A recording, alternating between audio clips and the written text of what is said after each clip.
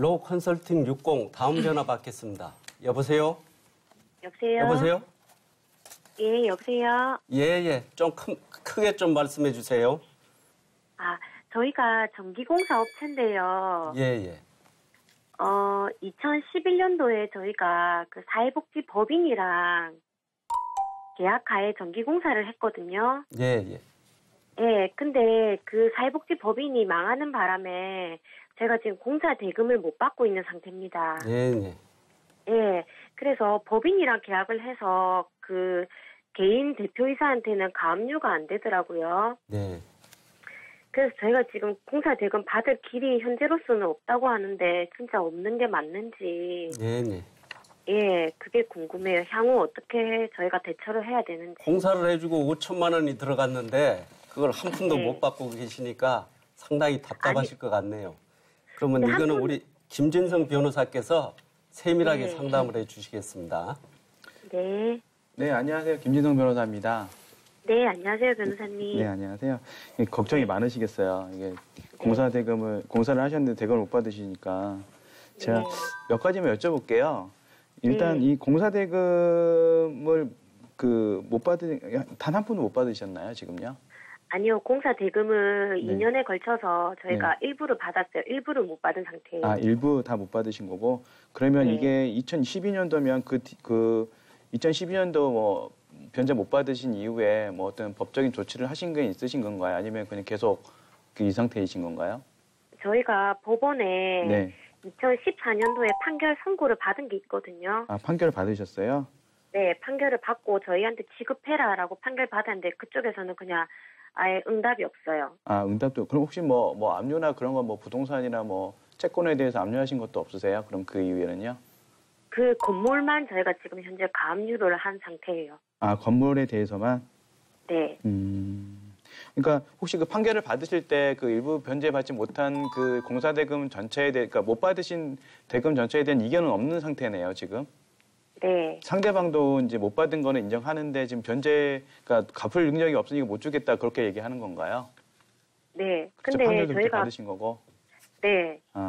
그럼 결국은 지금 가압류도 한 상태고 그러긴 한데 좀 문제가 될 여지는 좀 있는 게 결국은 이제 그 일반적인 상황에는 보통 판결을 받으면 다 받는 건 아니거든요. 이제 변제를 받는다는 거죠. 그러니까 돈을 직접 받는 건 아니고 그게 안 되면은 보통은 이제 부동산 강제 경매라든가 강제 집행 절차가 발생하는데 요건 같은 경우도 지금 가압류까지 하셨다면 그 이후에 절차 진행 같은 걸 하셨을 것 같긴 한데 혹시 그런 거는 안 하셨나요? 어떤 절차 진행을 뭐 강제 집행, 뭐 부동산 지금 가압류 하신 게 부동산에 하셨나요? 아니면 다른 거에 하셨나요? 부동산요. 가압류까지 하셨어요. 혹시 그러면 강제 집행 어떤 뭐 신청이나 그런 거는 법원에 안 하셨나요? 부동산 강제 경매 신청은 한 상태예요. 한 상태세요. 그런데 이게 제가 보기에는 사회복지법인이라 이게 그냥 마냥 그 강제 경매가 진행될 것 같지는 않고 그쪽 뭐 주무관청의 뭐 시나 도에서 그 허가를 해줘야 될 것 같은데 그런 허가는 해줬나요? 지금 상태가? 그러니까 지금 현재 저희가 계약을 한 사회복지법인이 지금 시에서 사회복지법인 허가를 낸 거잖아요. 네네네. 저희가 알아보니까 이 허가가 취소가 돼야 새로운 뭐 경매를 통해서 새로운 제3자 주인이 나타나는 걸로 알고 있는데 지금 저희 지자체에서는 허가 취소를 지금 안 해주고 있는 상태로 알고 있어요. 혹시 그러면 그 사회복지법인에서는 그러니까 이게 부동산이라면 기본 재산일 가능성이 높거든요. 그 법인의 기본 재산이라면 그 법인에서 그 관할 관청이죠. 시나 도 쪽에 재산권을 처분할 수 있는 그런 신청을 해야 되거든요. 그런 신청을 한 상태인가요, 그러면? 아니요, 그거는 저희가 모르겠는데. 만약에, 그러니까 이게 가정적으로 이제 결국은 말씀드릴 수밖에 없는데, 이게 일반 그냥 사인가나 법인이나 뭐 개인 같은 경우에는 보통 판결을 받고 판결금에 따른 변제를 하지 않으면 그 당사자가 갖고 있는 뭐 부동산이나 아니면 동산에 대해서 압류를 하고 강제 집행을 하면 되는데요. 여기 사회복지법인 같은 경우에 좀 특이합니다. 이게 민법상 비영리 재단법인일 가능성이 높은데 그런 경우에는 공적인 측면에서 기본 재산을 유지해야 된다는 공적인 어떤 그 의미가 좀 강해서 그냥 마냥 그런 재산권 같은 것들을 재산을 임의로 처분할 수가 없어요. 그 법인 자체도 처분할 수가 없고 그런 부분들에 대해서는 항상 관할 관청, 그러니까 시나 도 쪽에 허가 신청을 하고 거기에 따라서 그 도나 시에서 허가를 해줘야지 이제 재산권을 처분할 수 있거든요. 그래서 아마 제 생각에는 가압류까지 하셨다면 분명히 강제징용까지 진행할 수가 있는데 그렇다고 하더라도 만약에 그 사회복지법인에서 자발적으로 그런 어떤 재산권에 대한 허가, 뭐 어떤 강제징용을 도와줄 수 있는 그런 절차를 밟지 않았다면 현실적으로 좀 그런 그 판결은 받긴 하셨지만 실질적으로 어떤 채권에 대한 변제를, 그러니까 돈을 받기는 쉽지 않아 보여요. 왜냐하면 이런 유사한 판례가 하나 있는데 학교 법인도 거의 비슷하거든요. 근데 이런 학교 법인의 사례에서는 그런 시나 그런 관련 단체 관할구청에 그런 허가할 수 있는 권리가 법인에게만 있고 그 법인에 대한 채권자, 즉 여기서는 좀 상담자분 정도 되실 것 같은데요.